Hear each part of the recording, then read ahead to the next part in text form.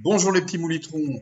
Aujourd'hui, Captive, un jeu extraordinaire, un jeu poids lourd de l'Atari ST, un truc monstrueux, un jeu qui devrait pouvoir servir d'inspiration à ceux qui veulent aujourd'hui créer des jeux vidéo. Ce jeu ne ressemble à aucun jeu actuel. Il ressemble ni à un jeu AAA d'aujourd'hui, il ressemble ni à un jeu indé d'aujourd'hui, il ressemble même pas aux jeux à l'ancienne qu'on fait aujourd'hui. Si vous suivez l'actualité du jeu vidéo, vous savez que il y a des gens qui refont des vrais jeux à l'ancienne qui parfois tournent sur les vraies machines de l'époque. Eh bien, aucun ne ressemble à ça. Là, vous pouvez voir qu'il y a une image qui apparaît petit à petit, ligne par ligne. Alors, on peut, dès qu'on bouge un peu la souris, on fait partir l'image comme vous venez de le voir là, mais on peut aussi laisser tourner jusqu'à ce que l'image apparaisse en entier. Vous avez vu, les lignes descendent une par une. Elles ont chacune apparemment une certaine vitesse, accélération. Il y a un peu de calcul de physique là derrière. Et bien sûr, il y a des détections de collision pour que une ligne, quand elle monte comme quand elle descend, soit bloquée par les autres lignes qu'il y a autour. Le programmeur du jeu a dû s'amuser à coder ça. Le programmeur, il s'appelle Anthony Crosser. Il a apparemment fait le jeu quasi tout seul. Son frère l'a aidé pour les musiques et ou peut-être pour les sons en général, et pour les tests. Alors, regardez ceci et dites-moi à quel genre de jeu ça vous fait penser. Dites-moi à quoi ça vous fait penser. De quel style de jeu est-ce? Vous savez? Si vous savez, c'est sans doute que vous connaissez déjà le jeu, hein. Alors, la grille que vous voyez ici, c'est la carte de l'univers. Pour autant, c'est pas du tout un jeu d'exploration spatiale, même s'il y a une petite composante d'exploration spatiale. Alors là, je vais vous dire, toutes les planètes que vous voyez là et leurs satellites, parce que beaucoup d'entre elles ont des petits satellites autour, ce sont des planètes visitables. Alors, elles sont loin d'être aussi nombreuses que dans un jeu comme Elite, par exemple, mais c'est pas le but, hein. Je redis, c'est pas un jeu d'exploration spatiale. Un détail que vous avez pu voir ou pas selon la qualité de la vidéo et selon à quel point vous avez été ou non attentif, c'est que une des planètes a un petit point vert qui clignote. C'est celle-ci. Elle s'appelle Butre, mais je ne crois pas que ce soit important de retenir son nom. Et je peux placer la petite croix ici n'importe où sur Butre. Bon. Et vous voyez que ça donne rien de particulier. Mais si je la place à l'endroit indiqué, ici, hop, on me dit Land Level 0. Ah tiens, c'est un jeu avec des niveaux. Qu'est-ce que c'est que cette affaire? Alors je le redis, je pourrais atterrir n'importe où. Mais là, je vais d'abord demander à la petite fusée qui se trouve dans le coin d'arriver autour de la planète. Et quand on m'informera qu'elle est en orbite, je cliquerai ici pour faire partir de la fusée un module habité, mais habité par qui ou par quoi, vous allez bientôt le savoir. On va donc envoyer quelque chose sur le sol de cette planète, précisément à l'endroit où il y avait écrit Level 0. Dis donc, c'est long. Ah, ça y est, voici ma grosse fusée. C'est pas une fusée, c'est un vieux vaisseau spatial avec une forme bizarre. Alors, ce que vous voyez là, c'est du graphisme vectoriel, on va dire, avec des segments et des cercles, en gros. Donc, rassurez-vous, tout le jeu n'est pas comme ça, hein, sûrement pas. Allez, hop, land. On y va.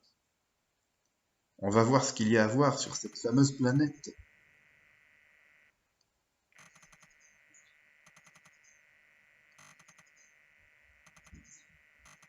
Et là, stupeur.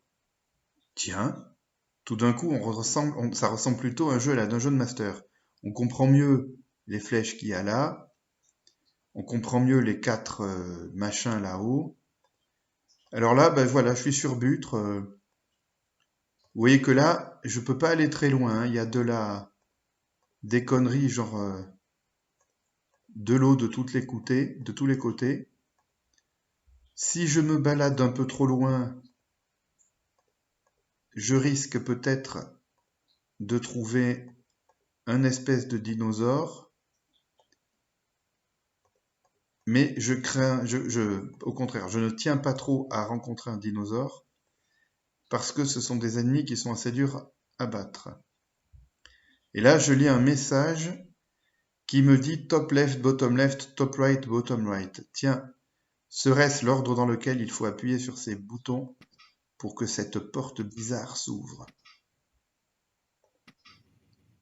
Oh ben oui, non, sans déconner, la première fois que j'ai joué à ce jeu, j'ai mis un siècle à comprendre dans quel ordre fallait ouvrir ces trucs. Et là, j'arrive et j'entre vraiment dans le niveau 0.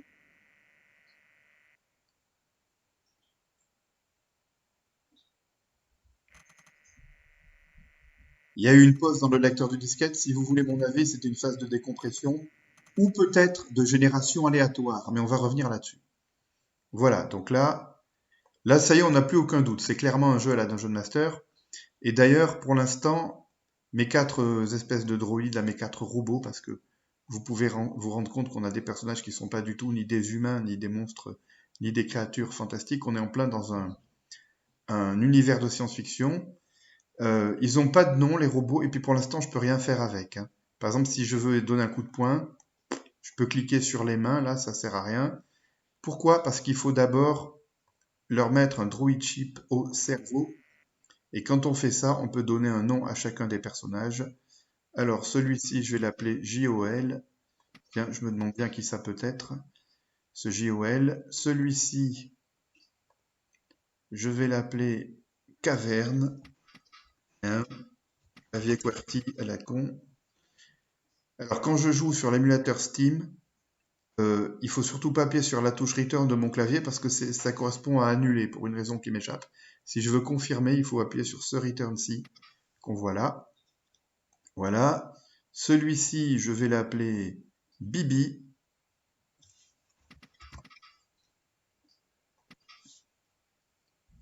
Et celui-là, je vais l'appeler... Je me gourre dans le... Oh, voilà. Je vais l'appeler Moulitron. Ça marche. Maintenant, je peux utiliser mes 4 droïdes. Par exemple, là, je tape. Ouais, Aïe. Ah ouais, le jaune a tapé le rouge. Regardez ici, le jaune, il est derrière le rouge. Si le jaune tape, il tape le rouge. Bon, un détail que j'avais oublié. Alors, dans ce premier niveau, je dois trouver un générateur et le faire exploser avec cette charge. La petite subtilité, c'est qu'à partir du moment où je place la charge, il y a un compte à rebours qui se met en place et il faut que je revienne au module pour repartir dans l'espace avant que le niveau explose. Bon, alors ici on a une prise électrique, on peut mettre la main dedans, oh mais c'est dangereux ça, ne le faites surtout pas dans la vraie vie, hein. Et ça permet de faire plein de choses, par exemple si je veux recharger les vies de Joel qui a perdu quelques points de vie, eh bien il faut que avec de l'électricité, je clique ici. Voilà, là le voilà rechargé à 100%. Attention, si vous faites n'importe quoi avec l'électricité, vous pouvez aussi détruire certains items. Bon, voilà, j'avance. Il y a des faux murs, mais il y a aussi des vrais murs. Et évidemment, il y a du monde pas loin. Peut-être même beaucoup de monde.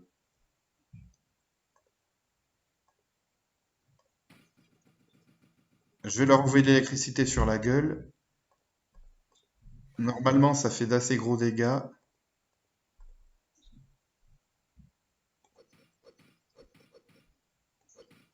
Alors là, vous vous dites, ok, on a tout compris, c'est un jeu la Dungeon Master dans lequel on doit faire exploser des complexes dans lesquels on entre en passant de planète en planète. Ok, on a compris. Oui, vous avez compris les grandes lignes, mais je vais quand même en dire un peu plus dans la vidéo d'aujourd'hui parce que c'est un jeu évidemment auquel vous ne jouerez probablement pas comme la plupart des jeux dont je vais parler sur cette chaîne parce que ils sont pour différentes raisons bien datés. Mais alors, celui-ci, je trouve qu'il est daté que pour sa réalisation parce qu'il a plein de choses intéressantes.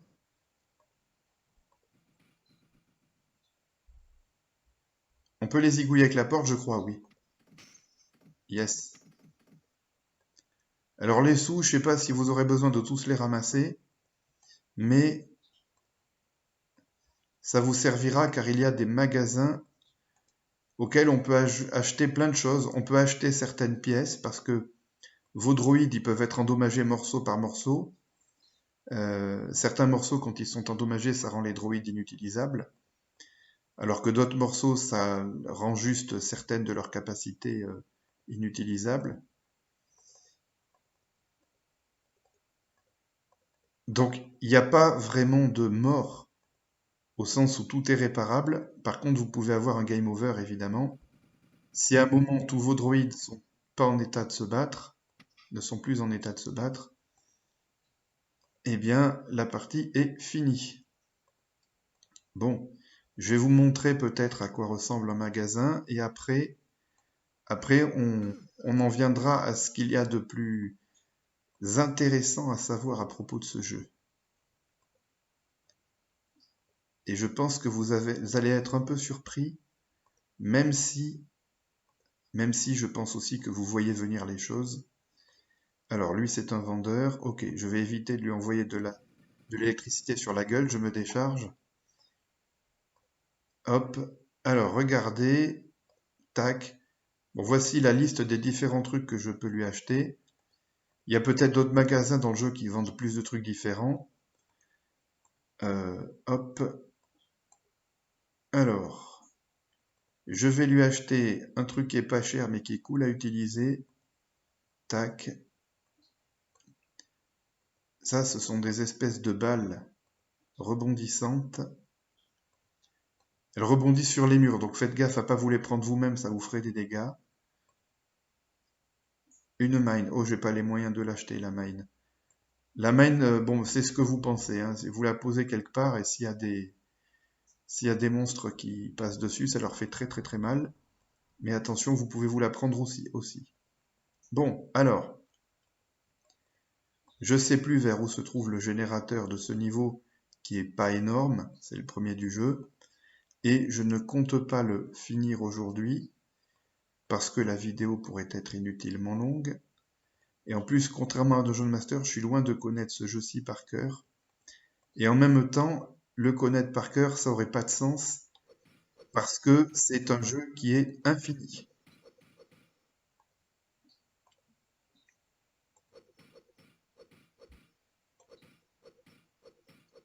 Ouais, je me bats avec les mains parce que je suis peu équipé, hein, à ce stade du jeu, mais c'est un jeu qui est infini. Et alors maintenant, je vais le mettre en pause. On peut pas. Bon, ça, c'est rien, c'est juste décoratif.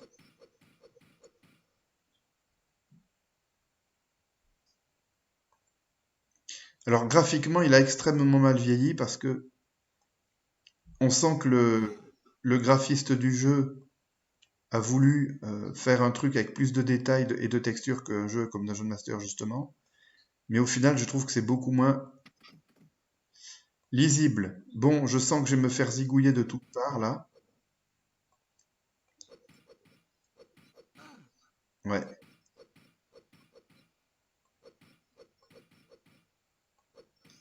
Donc je vais vous expliquer pourquoi le jeu est infini. Rappelez-vous qu'au début, on est dans l'espace et qu'on peut se poser sur n'importe quelle planète.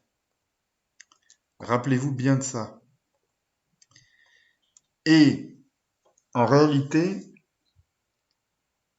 l'intégralité de ce qu'il y a sur les planètes est générée procéduralement. Mais les plans des lieux ne changent pas d'une partie à l'autre. C'est-à-dire que tout a été généré à partir de la même graine. Donc l'univers est fixe, c'est pas comme dans un jeu comme Captain Blood, mais tout est généré aléatoirement et il y a un nombre infini de donjons.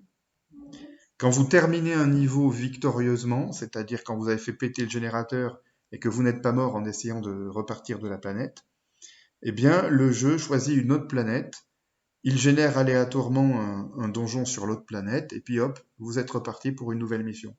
C'est un jeu qui n'a pas de fin Et personnellement, j'ai jamais réussi à finir la deuxième mission tellement que les combats étaient corsés. Post-scriptum. Non. Réflexion faite, j'ai vu une fois le début de la troisième mission. Et c'est vrai que la deuxième, je l'avais trouvé particulièrement dure, mais j'en avais adoré les graphismes, aussi bien les décors que certains types d'ennemis qui ressemblaient à des espèces de robots à chenilles que j'avais déjà vus plusieurs mois auparavant dans les pages d'un magazine qui parlait de jeux vidéo et qui m'avait donné très sérieusement envie de m'intéresser à ce jeu. Vous vous rendez compte que un développeur quasi tout seul a pu imaginer et réaliser de bout en bout un jeu aussi ambitieux qui tournait sur les machines de l'époque. Je pense que les développeurs de jeux vidéo d'aujourd'hui, ou plus encore ceux qui aspirent à le devenir, devraient vraiment réviser un petit peu, devraient vraiment réétudier d'anciens jeux qui apportaient des bonnes idées et s'en inspirer. Le but ne serait pas de créer aujourd'hui un jeu exactement du même genre. Après tout, pourquoi pas, mais je suis pas sûr qu'il trouverait un grand public, étant donné que c'est un type de jeu qui est un peu tombé en désuétude. Mais ce genre de jeu peut quand même vous donner des idées pour créer d'autres types de jeux qui, eux, trouveraient peut-être le succès. Non? Ça vous branche pas comme idée? Ça vous intéresse pas plus que de créer un énième Metroidvania, par exemple? J'ai rien contre les Metroidvania, c'est pas ça la question. Allez, même s'il y a plus d'images depuis 2 minutes, mettez un petit pouce bleu s'il vous plaît. Et sur ce, je vous dis à bientôt.